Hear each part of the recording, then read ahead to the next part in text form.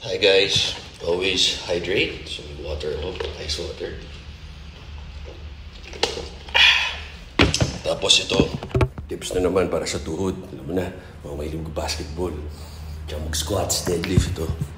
Ganito lang kababa yung platform. Kasi yung iba kaya mag-full range of motion ng squats.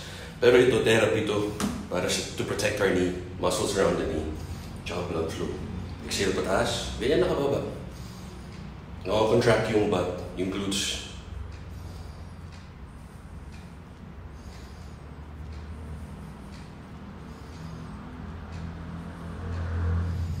Reps, kabila naman. Yan, thank you Nutra Pure Collagen, hinahalo pa yun sa water ko. Para at the same time, may protein ako. Good for the skin, nails and bones, and teeth.